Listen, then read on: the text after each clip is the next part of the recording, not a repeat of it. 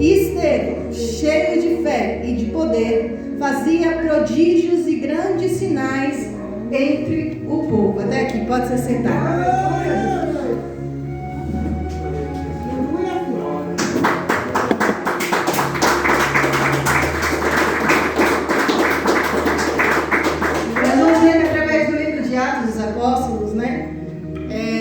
Começo de uma nova fase, né, da Igreja do Senhor.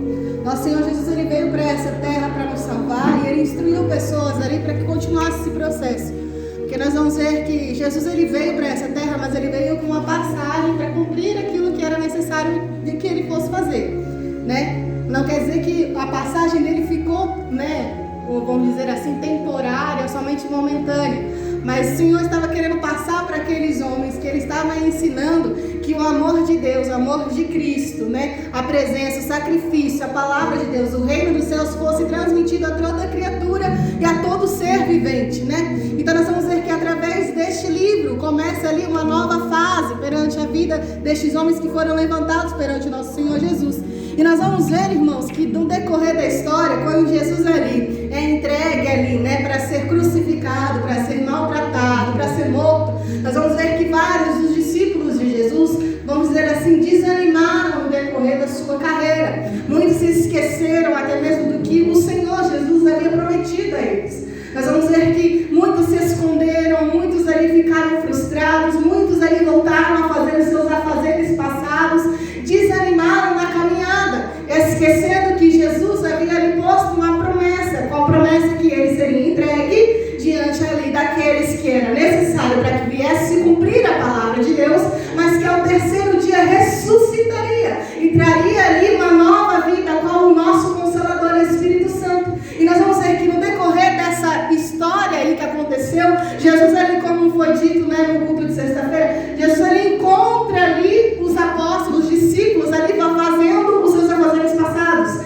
chama ali eles então, e ali começa uma nova história, qual diz lá no finalzinho do Evangelho de João. E nós vamos ver que Jesus ali coloca então a Pedro como vamos dizer assim, o regente da igreja primitiva do Senhor. Agora nós vamos ver que existiam ali outros discípulos e todos faziam ali o seu trabalhar com, vamos dizer assim, como disse Marcos, com os seus sinais, prodígios e maravilhas, porque criam que Jesus era aquele que veio para os salvar, e o Espírito Santo já havia habitado sobre eles. Agora nós vamos ver em Atos 2. O Senhor Jesus é aquele que ele fala, diante das suas provações ele ensina, mas é aquele que não te deixa desamparado no meio de todas as lutas que viemos a passar. E nós vamos ver que pela graça de Deus e pela palavra que era pregada, muitos ali começaram a se envolver no movimento do cristianismo. Muitos ali se achegavam a Pedro, se achegavam a João, a Tiago e aos outros apóstolos do Senhor,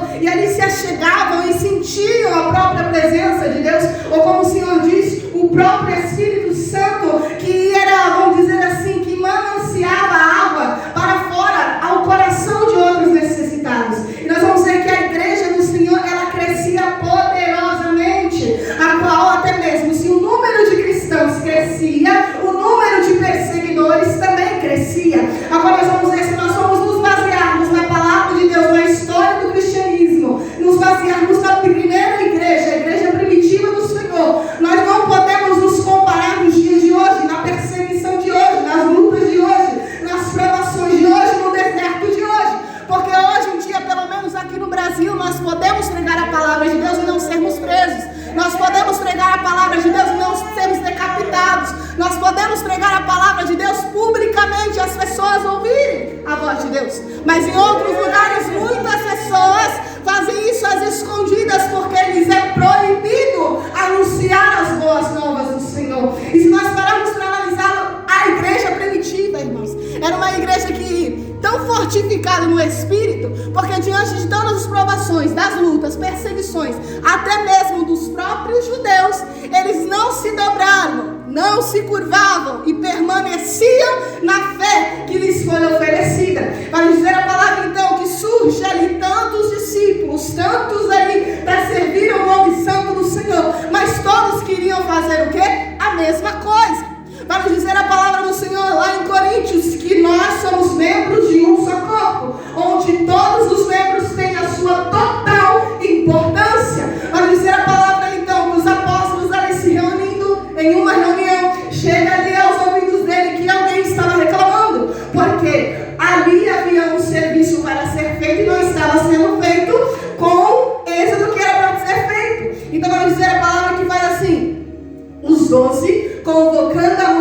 os discípulos, ou seja, aqueles que estavam ali, aqueles que serviam a Deus, aqueles que buscavam a palavra, se santificar, se converter, aqueles que verdadeiramente viam o Espírito Santo no Senhor, reunidos ali, alguns discípulos disseram: não é razoável que deixemos a palavra de Deus e sirvamos as mesmas. Mas não quer dizer que os discípulos estavam menosprezando os trabalhos de cuidar das viúvas ou dos órfãos. Não quer dizer que os discípulos estavam menosprezando o trabalho ali do diaconato. Não quer dizer que os discípulos estavam desprezando aquele serviço como estava sendo ali murmurado, aquele serviço ali que estava sendo ali reclamado diante deles. E sim, eles tinham uma promessa, e a promessa do primeiro batalhão era eles. Então eles falaram: vamos sempre continuar a fazer aquilo que nós viemos para ser feito, porque o Senhor nos deu uma autoridade, a qual ela nos diz: ide por todo o mundo e pregai o Evangelho. A dizer a palavra que não foi só um dos apóstolos do Senhor que viajou aos 4 cantos do mundo pregando a palavra de Deus, mas era necessário que dentro das sinagogas onde eles se portavam, dentro dos lugares onde tinha trabalhos sociais, alguém tivesse total responsabilidade e que tivesse também cheio do Espírito Santo de Deus. Então vai nos dizer a palavra que eles falam: escolhei, pois, irmãos, dentre vós 7 varões de boa reputação, cheios do Espírito Santo e de sabedoria, os quais constituamos sobre este importante negócio. Que vai nos dizer a palavra: escolhei, pois, irmãos, dentre vós 7 varões, boa reputação. Olha os adereços, né, que colocam aqui para que a gente possa servir a palavra de Deus. Boa reputação, isso é para ficar ali, cuidando das viúvas, cuidando dos órfãos, fazendo ali o afazer da casa. E vai nos dizer a palavra: boa reputação. E o mais engraçado é: escolhei dentre vós 7 varões de boa reputação. Boa reputação é uma coisa bem viável, mas também fácil de se enganar. Porque a gente vê as pessoas, irmãos, no nosso dia a dia. Por exemplo, eu vejo pessoas só dentro da igreja. Tem gente que vê pessoas dentro do trabalho, né? Tem gente que trabalha ou que mora junto com a mesma pessoa. Tem gente que convive com outras pessoas, sabe como a pessoa é naquele lugar. Boa reputação vai muito mais além do que eu vejo. Mas isso também é controverso, porque há pessoas hoje em dia que se formam num bom caráter que verdadeiramente não é. Então o que eles estavam dizendo? Olha, o que é para ser feito? Escolher alguém, né? 7 homens, 7 varões de boa reputação. Mas aí ele vai complementar. Porque ter uma boa aparência, ter ali um bom testemunho, não é somente atributo para fazer a obra do Senhor. Ele vai nos dizer: boa reputação, seja cheio do Espírito e de sabedoria. Se você só ora, o Senhor quer que você possa produzir mais dos dons espirituais. Porque vai dizer a palavra: se você tem boa reputação, você é cheio do Espírito Santo, a sabedoria do Espírito habita em você. E aí vai dizer assim: os quais constituamos sobre este importante negócio. Aí vai dizer a palavra que dentre estes homens, a qual ele escolheu, um que chamou aí a atenção, e este parecer convidou a toda a multidão, e elegeram a Estevão, homem cheio de fé e do Espírito Santo. E aí vai nos dizer a palavra lá no versículo 8: e Estevão, cheio de fé e poder, fazia prodígios e grandes sinais entre o povo. Sabe o que eu entendo com isso? Estevão, ele foi escolhido ali para uma proposta, como os apóstolos ali fizeram ali uma reunião diante de todos. Mas Estevão não ficou somente naquele lugar. Sabe quando Jesus fala assim: se alguém te pedir para caminhar 1 milha, caminha 2. Se alguém te pedir para fazer algo, faça mais. Se eu te pedir para fazer alguma coisa, faça além. Mas faça com o Espírito Santo e com sabedoria e com fé e com poder, porque todas aquelas pessoas que estiverem ao redor verão os grandes sinais que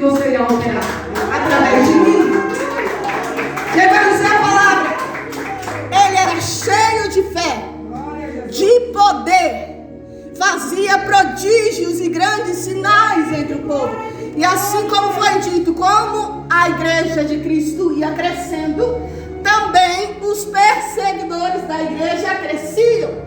A qual vai dizer a palavra aqui, por Estevão ser um homem cheio de fé, um homem que tinha o poder de Deus, um homem que as pessoas não somente viam em Estevão a autoridade, mas ali no meio do arraial, no meio do salão, no meio do sinédrio, à frente do templo, não sei onde ele pregava, mas aonde Estevão estava, eles não só viam somente a autoridade a que ele pregava, mas viam os seus sinais e maravilhas. Vai dizer a palavra de Deus que então, por conta disso, levantaram-se alguns da sinagoga e dos sirineus e dos alexandrinos e dos que eram da Cilícia e da Ásia e disputavam com Estevão. E sabe o que é mais interessante? Versículo 10. E não puderam resistir à sabedoria e ao Espírito com que falava.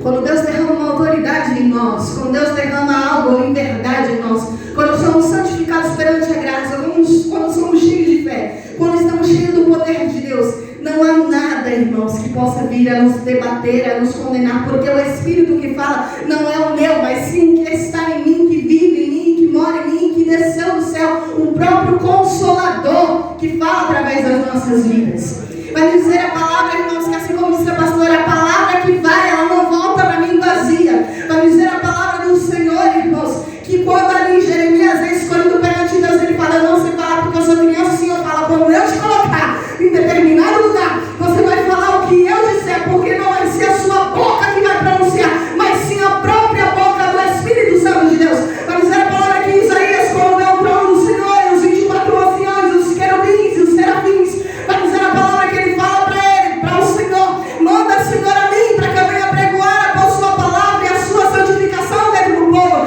E ele vai dizer ainda mais, mas eu tenho lábios impuros, onde diz em Isaías 6, se não me falha a memória, e vai dizer a palavra que o Senhor pega um de seus querubins e toca a boca de Isaías, a qual Isaías é purificado através do toque do anjo do Senhor. O que o Senhor está dizendo para mim e para você nessa noite, não tem como impedir o trabalhar de Deus sobre a tua vida. Se Deus lançou uma promessa sobre a tua história, creia que ela acontecerá em tempo oportuno, na hora exata em que Deus escreveu, porque assim como diz em Números, Deus não é homem para que minta, e nem filho do homem para que se arrependa. Se Ele falou que Ele vai fazer, Ele vai cumprir. E aí vai dizer, mas Estevão ele não tinha nada impuro. Estevão era puro diante de Deus. Estevão era limpo. E sabe uma coisa que eu aprendi? Quando nós estamos no nosso perto, sabe, da estatura do varão perfeito, algumas coisas vão acontecer na nossa vida. Para ver verdadeiramente se nós servimos a Deus em verdade.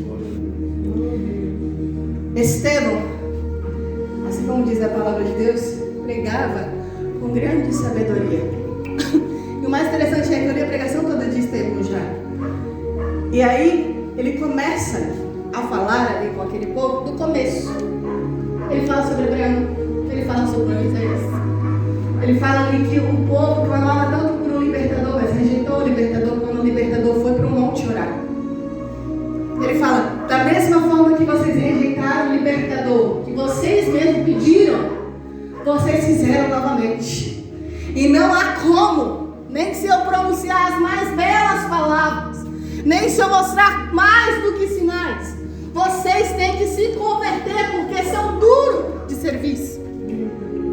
Aí vai dizer a palavra de Deus, irmãos, que muitos que estavam ali não podendo resistir, sabendo que Estevão, usado pelo Espírito do Senhor, estava ganhando ali, envergonhando aqueles que estavam lá.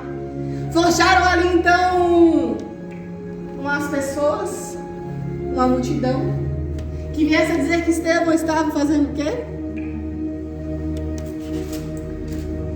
Acusaram ele de blasfêmia, isso mesmo. Então vai dizer a palavra que quando ali Estevão estava sendo usado perante a presença do Senhor, o que Estevão estava falando, gente, é tão lindo o que Estevão fala, porque ele não foge da palavra. Tudo que ele falava diante daqueles que estavam ali, era tudo que já estava escrito em pergaminhos, que estava escrito ali nos livros, e eles mesmos ensinavam. Só que uma coisa é, quando nós estamos verdadeiramente focados na palavra de Deus, o Senhor não nos mostra somente a leitura, mas nos ensina a mergulhar nas Escrituras. Assim como disse a pastora Gileuza, nós não temos que ler a Bíblia Sagrada, e sim meditar nela. A palavra de Deus vai dizer em Josué, capítulo 1, verso 9, não te mandei eu, e só se te entende no ânimo, mas também vai dizer assim, da mesma forma que eu fui com Moisés, eu serei contigo, mas não se aparte do livro desta lei, medita nela de dia e de noite.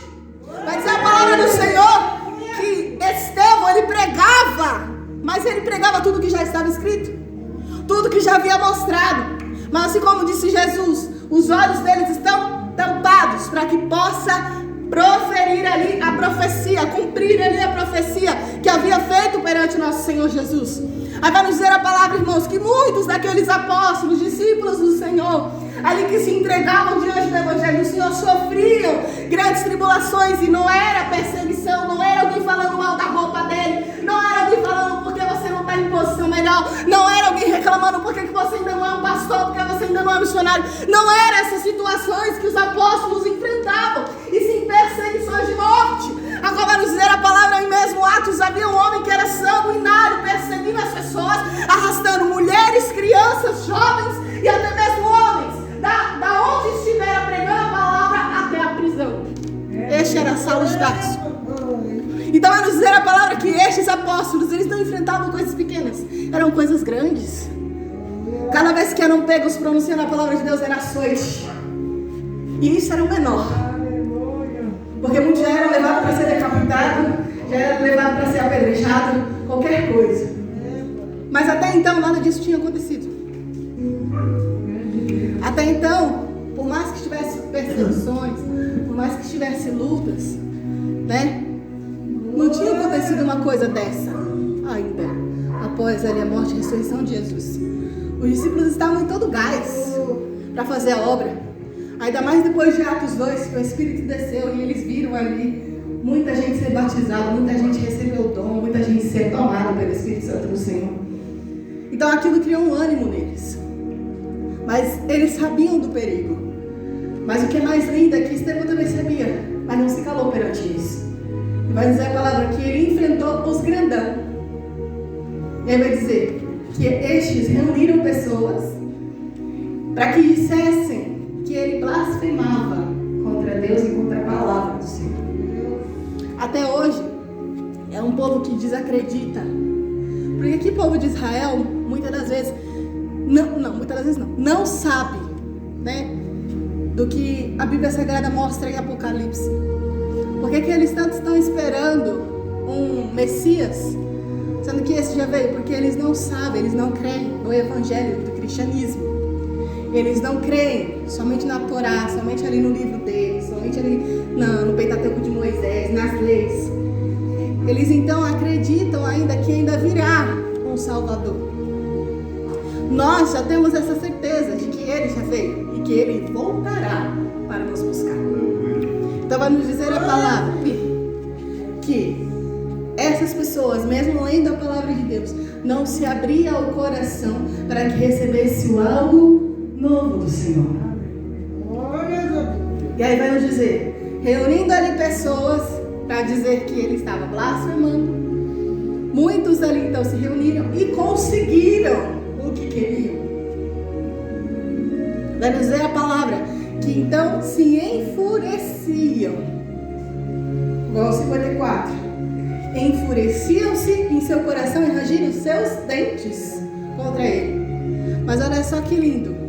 Mas ele, estando cheio do Espírito Santo e fixando os olhos no céu, viu a glória de Deus e Jesus que estava à direita de Deus.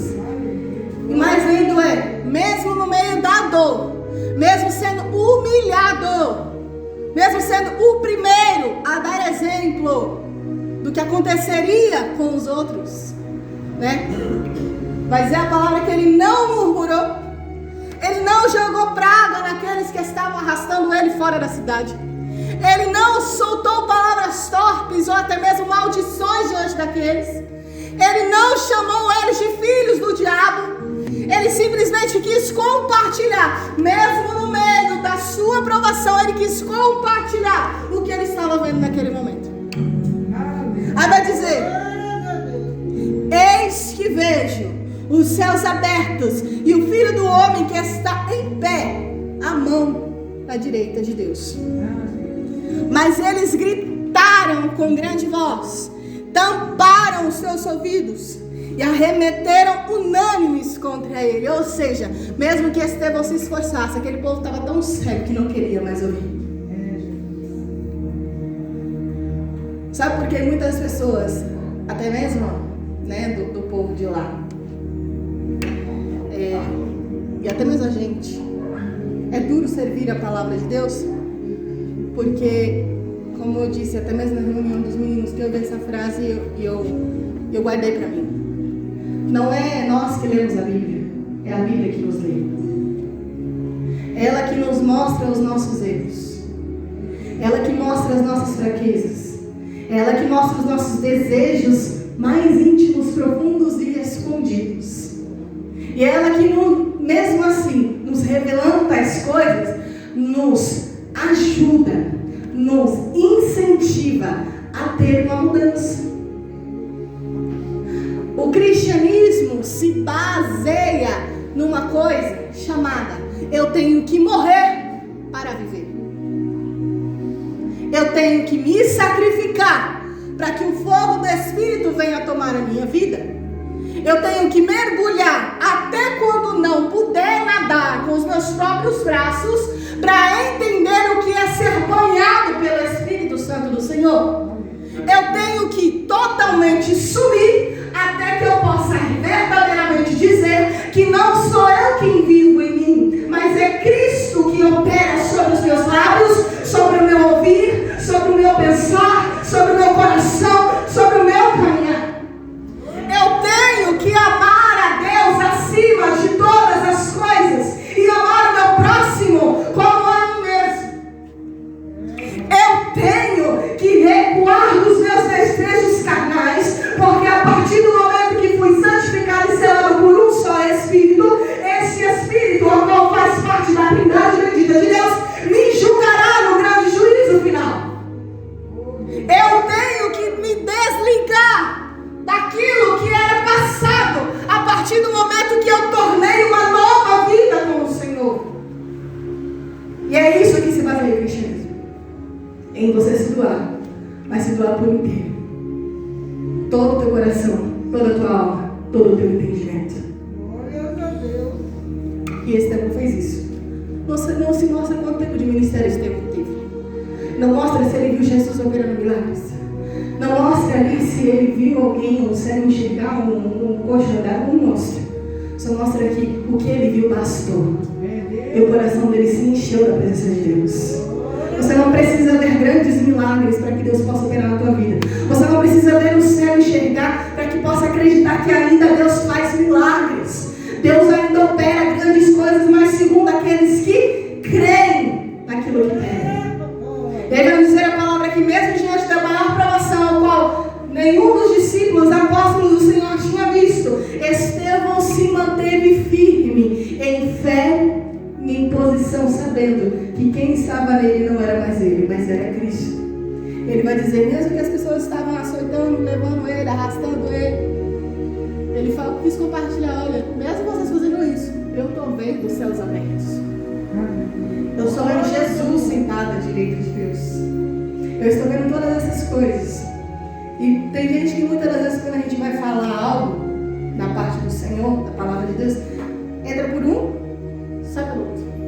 Tem gente que entra dentro da igreja tão preocupado com os afazeres do que fez ontem, da conta que vai pagar amanhã, do fulano que vai fazer na escola, do que vai fazer amanhã no trabalho, do que vai fazer de comida no almoço, da louça que deixou lá guardada, mas não se esvazia para ser cheio do Espírito Santo.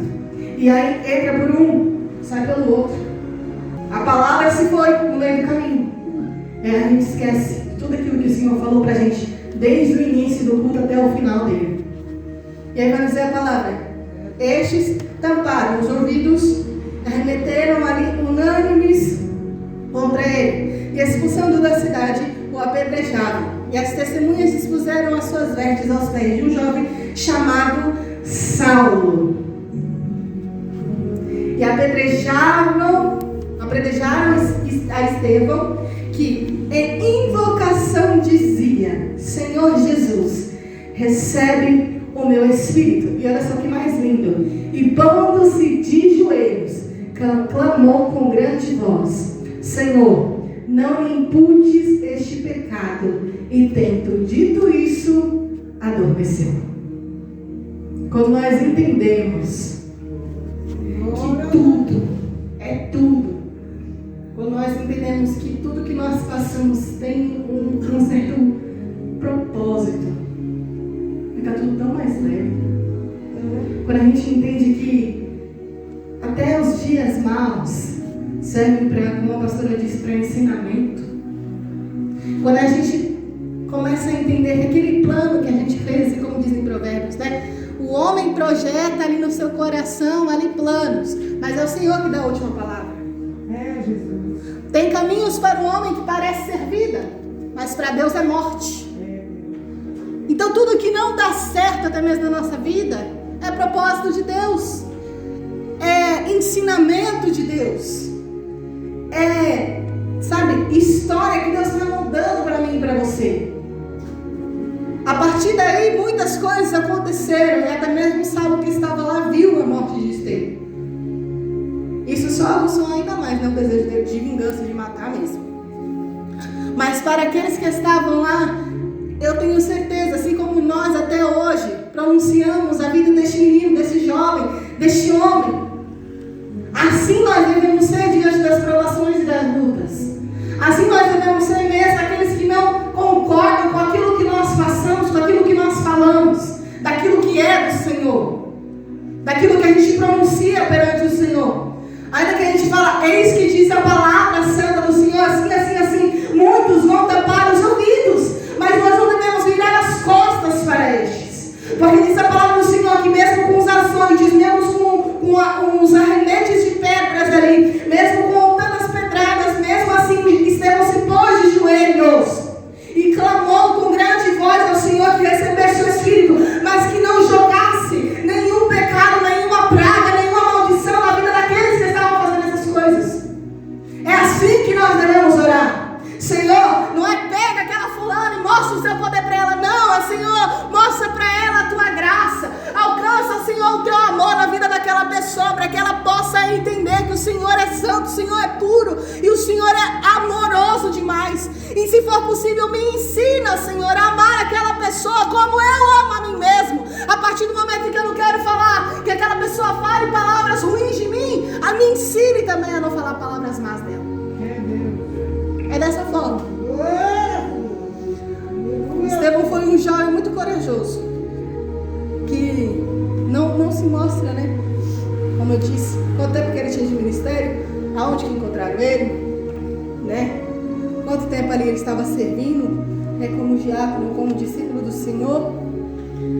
Mas mostra aqui, deste livro, né? Capítulo 6, capítulo 6 e 7, a qual vai nos dizer que ele tinha tanta devoção a Deus que a sua passagem, né, o seu serviço, a sua forma de servir a Deus foi tão intensa que até mesmo na morte ele viu a glória. Assim como disse Marta, quando Lázaro ali está morto e aquele servo, vai dizer assim, quando ela encontra ali Jesus, e Jesus fala para ela que seu irmão vai ressuscitar, ela fala, eu sei. Naquele último dia lá, eu sei que ele vai ressuscitar. Aí o Senhor fala assim, você crê, você vai ver a glória de Deus. Muitos tinham a chance de ver a glória de Deus somente no último dia, no dia da ressurreição. Estevão viu a glória antes de ser levado para ela. Estevão viu os céus abertos, o desconhecido, antes de ir até lá. É o que nós temos que buscar. É o que Jesus nos mostra através da sua palavra e da sua oração modelo. Venha a nós o vosso reino. Busque o céu da terra.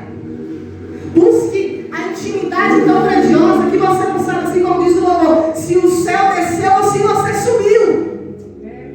Mas que a presença de Deus seja notória dentro da sua oração. Quando você vai ler a sua palavra, meditar na sua palavra, a palavra de Deus, que seja notória a presença de Deus dentro de um louvor na sua casa. Que seja notória a presença de Deus da onde você for fazer um trabalho social ou ajudar alguém.